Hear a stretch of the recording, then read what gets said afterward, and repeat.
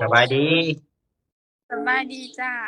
เอาพี่น้องเอ้ยก็มื้อนี้ก็มีน้องคนหนึ่งเพิ่นว่าเพิ่นอยากประกาศตามหาแม่ที่เป็นคนไทยเอาก่อนอื่นบ่แม่นก็อยากให้น้องบอกชื่อก่อนเด้อชื่อฝนน้องฝนจ้าอยากประกาศตามหาผู้ใดน้ออยากประกาศตามหาแม่จ้าแม่น่ะคนลาวหรือคนไทยคนไทยจ้าแม่คนไทยจ้าอ๋อเอาง่ายๆก็พ่อเจ้าน่ะเป็นคนลาวจ้าแต่ไปได้เมียเป็นคนไทยเนาะจ้าเรื่องราวเป็นจังไดอันจึงอยากประกาศหาแม่คนไทยน่ะน้องพ่อกับแม่เลิกรากันบ่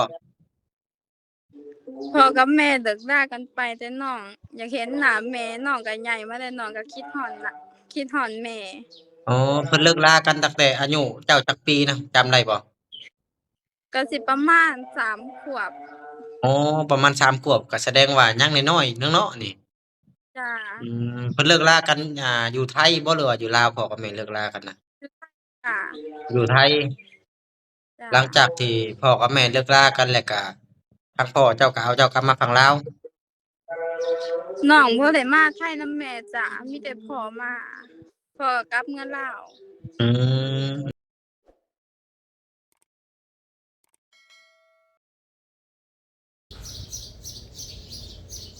สบายดีสวัสดีพ่อแม่พี่น้อง FC เบิดสุขุสู่คนว่าจะเป็นฝั่งไทยฝั่งลาวหรือว่าสิเป็นทางต่างประเทศก็ยินดีต้อนรับเข้าสู่ช่อง YouTube บ่าวเอ็นสตูดิโอหรือว่า Facebook Fanpage บ่าวเอ็นอีกแล้วเอาพี่น้องเอ้ยเชิงเปิดภาพมาตอนนี้ก็ยังอยู่เฮือนอยู่ชานอีกคือเก่าพี่น้องเอ้ยบรรยากาศก็ค่อนข้างสิร้อนหลายเนาะพี่น้องเนาะเพราะว่ายามหมอเจาะจันเข้ามาปีใหม่บรรยากาศแห่งร้อนอุณหภูมิโคตรขึ้นสูงเลยเนาะพี่น้องเนาะซึ่งมื้อนี้ก็พอดีว่าบ่าวเอ็นจะมาอัปเดตเรื่องราวของน้องคนหนึ่งที่เป็นลูกครึ่งไทยลาวแต่ว่าทั้งน้องเพิ่นนี่อยากตามหาแม่เนาะก็คือทั้งแม่เพิ่นนี่จะอยู่จังหวัดหนองคายเนาะพี่น้องเนาะเรื่องราวก็มีอยู่ว่าพ่อกับแม่น่ะได้เลิกลากันตั้งแต่น้องเพิ่นน่ะอายุ3 ขวบเนาะพี่น้องเนาะอันนี้บ่าวเอ็นก็บ่ฮู้ว่าทั้งน้องเพิ่นน่ะเกิดอยู่ไทยหรือว่าเกิดอยู่ลาวหลังจากที่น้องเพิ่นได้เล่าเรื่องราวสู่ฟังว่าหลังจากที่น้องเพิ่นอยู่บ้านและที่นี่พ่อกับแม่นะไปทำงานที่ฝั่งไทยถ้าที่บ่เอ็นคิดได้ฟังคร่าวๆพ่อกับแม่นี่น่าจะตอนคลอดน้องน่ะกลับมาคลอดอยู่แล้วหลังจากที่นี่แบบว่าคลอดลูกใหญ่หรือว่าเรื่องลูกฮอดอายุ3 ปีแหละอาจจะพากันเนี่ยไปทำงานอยู่ฝั่งไทยนะพี่น้องเนาะไปทำงานอยู่ฝั่งไทยแหละหลังจากที่นี่ก็แบบว่าน่าจะเลิกลากันนั่นแหละเนาะแต่ที่นี่น้องเพิ่นก็ปัจจุบันนี่ก็อายุน่ะ17 18แล้วน้องพี่น้องเนาะน้องเพิ่นก็เลยว่าอยากเห็นหน้าแม่อีกสักครั้งหนึ่งเพอเด็กน้อยอายุ3 ปีน้องพี่น้องเด็กน้อยอายุ3 ปีเนี่ยมันจะบ่จืดเลยพี่น้องแค่อายุ3 ปีและที่นี่แบบว่าไงรู้จักความแบบว่าเห็นรายการของบ่แอนหรือว่าเห็นคลิปของเอ้ยล่ำอะไรเนาะลูกที่พลาดจากกันจน17 ปีน้องเพิ่นก็เลยว่าโอ้อยากตามเบิ่งอยากเห็นหน้าแม่ถ้าว่าเห็นแม่กับแบบว่าอยากถามแม่ว่าจังซั่นจังซี่หลายๆสิ่งหลายๆอย่างที่แบบว่าเด็กน้อยคนหนึงบ่เคยเห็นหน้าแม่บ่เคยเว้ากับแม่อะไรเนาะก็คือทั้งน้องเพิ่นรวมๆแล้วก็อัดการติดต่อกับแม่น่ะ15 ปีน้องพี่น้องเนาะ15 ปีฮู้ว่าน้องเพิ่นมีข้อมูลชัดเจนบ่หรือว่าจังไดถ้าว่ามีข้อมูลชัดเจนเนี่ยมันก็อาจจะตามง่ายขึ้นเนาะถ้าว่าบ่มีข้อมูลชัดเจนนี่ก็อาจจะตามยากอะไรนะพี่น้องก็มีแต่ว่าปล่อยไปตามบุญวาสนาถ้าว่าแม่เพิ่นเบิ่งคลิปก็อาจเห็นถ้าว่าแม่เพิ่นบ่เบิ่งคลิปก็อาจจะบ่เห็นอะไรเนาะพี่น้องเนาะก็โอเคพี่น้องบ่เป็นการทักษะเวลาบ่เห็นก็จะไปถามเรื่องราวที่ไปที่มาก่อนว่าเป็นจังไดจึงอยากตามหาแม่ที่เป็นคนไทยที่อยู่จังหวัดหนองคายอะไรนะพี่น้องเนาะเอากระสันกะไปทำเมืองราวจากน้องกันเลยพี่น้องเลยเอาสบายดีสบายดีจ้าเอาพี่น้องเอ้ยกามื้อนี้ก็มีน้องคนหนึ่งเพิ่นว่าเพิ่นอยากประกาศตามหาแม่ที่เป็นคนไทยเอาก่อนอื่นบ่แอมก็อยากให้น้องบอกชื่อก่อนเด้อชื่อฝนน้องฝนจ้าอยากประกาศตามหาผู้ใดน้ออยากประกาศตามหาแม่จ้าแม่น่ะคนลาวหรือคนไทยคนไทยจ้าแม่คนไทย จ้าโอ้เอาง่ายๆก็พ่อเจ้าน่ะเป็นคนลาวจ้าแต่ไปได้เมียเป็นคนไทยเนาะจ้าเรื่องราวเป็นจังไดอันจึงอยากประกาศหาแม่คนไทยน่ะน้องพ่อกับแม่เลิกรากันบ่พ่อกับแม่เลิกรากันไปแต่น้องอยากเห็นหน้าแม่น้องก็ใหญ่มาแล้วน้องก็คิดฮอดล่ะคิดฮอดแม่อ๋อเพิ่นเลิกรากันตั้งแต่อายุเจ้าจักปีนะจำได้บ่ก็สิประมาณ3ขวบอ๋อประมาณ3ขวบก็แสดงว่ายังน้อยๆเนาะนี่จ้าเพิ่นเลิกรากันอยู่ไทยบ่หรือว่าอยู่ลาวพ่อกับแม่เลิกรากันน่ะจ้าอยู่ไทยจ้าหลังจากที่พ่อกับแม่เลิกรากันแล้วก็ทางพ่อเจ้าก็เอาเจ้ากลับมาฝั่งลาวน้องบ่ได้มาไทยนำแม่จ้ามีแต่พ่อมาพ่อกลับเมืองลาวอืมอืมๆเจ้าน่ะบ่ได้ไปไทยนำพ่อแต่ว่าถ้าพ่อกับจ้าแม่อยู่ฝั่งลาวเขาจ้าอืมแล้วทีนี้ก็เลยแบบว่าอยากเห็นแม่ จ้าแล้วเจ้าฮู้จักบ่แม่เจ้าน่ะอยู่บ้านใดน่ะเพิ่นอยู่บ้านหนองคายแต่บ่รู้ว่าอยู่แถวไหนอ๋อฮู้จักแต่ว่าอยู่จังหวัดหนองคายจ้าแต่บ่ฮู้ว่าบ้านหยังจ้าตำบลก็บ่ฮู้บ่รู้ป้าลุงบอกว่าอยู่หนองคายอ๋อเจ้าคือบ่ลองถามทางพ่อลองเบิ่งอะนะอ่าพ่อบ่เคยเว้าเลยพ่อบ่เคยเว้าเลยจ้าอืพ่อบ่บมอกพ่อปิดบังไว้บ่เพิ่นจึงบ่บอกบ่รู้คือกันเพิ่นเป็นคนที่บ่มักปากแน่นอนก็บ่ค่อยคุยกับเพิ่นแต่ว่าชื่อแม่เจ้าน่ะชื่อหยังน้องชื่อแม่อ้อมจ้ะแม่อ้อมแม่อ้อมแม่อ้อมนามสกุลเพิ่นเจ้าฮู้จักบ่บ่รู้และปัจจุบันนี้ทางน้องอายุจักปีแล้วจ้ะน้องก็อายุประมาณ18 19 18-19ปีจ้ะและเห็นคลิปในคลิปอ้ายที่อ้ายตามหาพ่อแม่เพิ่นพ้อกันหั้นบ่เลยอยากตามหานี่นะ จ้ะน้องเห็นน้องก็เลยอยากให้อ้ายตามหาพ่อแม่อืมก็คือตามหาที่ถ้าว่าเฮาอ่ามีชื่อนามสกุลรายละเอียดมันก็สิพ้อไว้หั้นน่ะเนาะจ้ะแต่ว่าอันนี้ก็อ่าค่อนข้างจะบ่ชัดเจนปานใดเนาะอันรายละเอียดก็ได้จ้ะก็มีแต่ว่าตามลงเบิ่งเนาะจ้ะแล้วเจ้ามีบ่รูปแม่บ่มีบ่มีเลยจ้ะอ๋อคิดว่ามีบ่มีหยังเลยเนาะเลยอยากเห็นหน้าแม่ลองเบิ่งเนาะจ้ะเพราะว่าป๊าโตนี่ก็พ่อก็จากกันตั้งแต่อายุ3ขวบปัจจุบันนี้ก็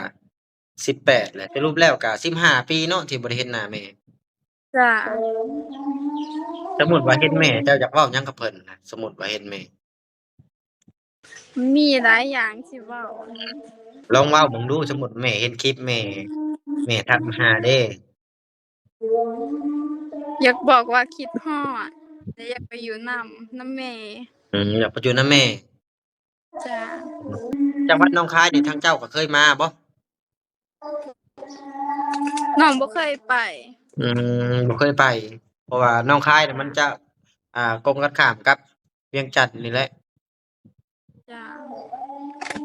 ถ้าสมมุติว่าตามหาแม่เห็นนี่คือเจ้านี่สิมาหาแม่มาอยู่นำแม่น้องก็อยากไปแต่มีแต่ว่าอยากแนะนำว่าอยากให้ไปถามพ่อคืนน่ะนะว่าชื่อแม่นามสกุลแม่จั่งใดน่ะมันก็สิได้เห็นไว้ จ้ะเพราะว่าอันนี้เฮาฮู้แต่ชื่อเนาะจ้ะบ้านก็บ่ฮู้ยกตัวอย่างก็คือบ้านอ้ายนี่แขวงสะหวรรณเขตมันก็มีหลายหมู่บ้านบัดนี้นะมันก็จ้ะสิตามยากแหน่ถ้าว่าเฮารู้จักว่าแม่อยู่บ้านนั้นบ้านนี้อ่าตำบลอำเภอจังหวัดนี่จังหวัดหนองคายแต่ว่าตำบลก็บ่ฮู้บ้านก็บ่ฮู้ก็มีแต่ว่าประกาศไปลงเบิ่งเนาะจ้ะบางทีอันบุญวาสนาแม่กับลูกสิว่าได้จั่งใดกลับมาพ้อกันได้กลับมาก็พ้อกันอีกครั้งก็คือทั้งเอื้อยล่ำกับลูกแล้วหั้นเด้ จ้ะน้องเห็นนั่นแหละตอนนั้นเราก็แบบว่าจากลูกมาตั้งแต่อายุ4ปีพอได้แล้วนะจ้ะก็จนเราจากลูกมาก็17ปี แต่ว่าเรา น้องก็มี3คนแต่ก็บ่มีเงินแหน่ก็เลยบ่กล้าตามหาแม่ก็เลยน้องก็ได้เห็นอ้ายโพสต์ว่าตามหาพ่อหาแม่น้องก็ได้ทักไปหาอ้าย อืมเพราะว่าอ้ายเฮ็ดเจ้าเม่นเด้อ้ายเฮ็ดเจ้าเม่นสัญญาณคือบ่ค่อยอยากดีปานใดเนาะทางเจ้าจ้ะมีแต่ว่าอันอ้ายจะให้เจ้าเว้าชื่อเจ้าคืนอีกรอบหนึ่งอะนะว่าอยากตามหาแม่แล้วก็บอกชื่อน้องพ่อเจ้านำชื่อฝนลูกแม่อ้อมลูกพ่อเปงมีน้องสาวคนหนึ่งชื่อทอง เป็นคนบ้านอ้ายคนอ้างอืมบ้านทำบักเฮ็ดบักโขงแขวงจำปาสักอืมประกาศตามหาแม่ชื่อแม่อ้อมจ้ะแม่อ้อมฮู้แต่ว่าเป็นคนจังหวัดหนองคายจ้ะแต่บ่ฮู้ว่าเป็นคนบ้านใด จ้ะเอาจังได๋อ้ายก็ภาวนาให้ทั้งน้องได้เห็นหน้าแม่หั้นแหละเพราะว่าข้อมูลมันก็ขอบก็ได้แต่ส่ำนี้เนาะน้องมันบ่ได้มีแบบว่าข้อมูลอิหยังหลายปานใดหั้นนะถ้าว่าเรามีข้อมูลหลายชื่อจริงแม่นามสกุลแม่บ้านตำบลอำเภอจังหวัดนี่อ้ายก็ว่าเห็นไว้อยู่ถ้าเป็นแบบนั้นหั้นนะอันนี้ก็ลองเบิ่งเนาะบางทีโพสต์ลงไปเพิ่นว่ามื้อแลงมาบัดได้ข่าวดีเฮ็ดแนวใดจ้ะอืมเพราะว่าทางน้องก็จากกับแม่ก็ตั้งแต่อายุ3ปี จ้ะจนปัจจุบันนี่ก็อายุ18ปีแล้วก็มีแต่ว่ามีข้อมูลหรือว่าได้ข่าวดีอิหยังทางอ้ายก็สิทักไปบอกอีกทีหนึ่งเด้อจ้ะสำหรับคลิปนี้ขอก็หายตายเด้อโดยจังได๋อ้ายก็ขอภาวนาหรือว่าขออวยพรให้เจ้าน่ะได้พ้อกับแม่ไวๆจังให้คุยกันจ้ะคือเอื้อยล้ำกับน้องไม้หั้นแหละเพิ่นก็พ้อกันเพิ่นก็ได้คุยกันก็ให้ใส่กันสะอื้อสะอื้นจ้ะน้องเห็นน้องก็น้ำตาไหลนำเพิ่นเจ้าสิบ่ให้บ่ถ้าว่าเห็นแม่เจ้าก็ได้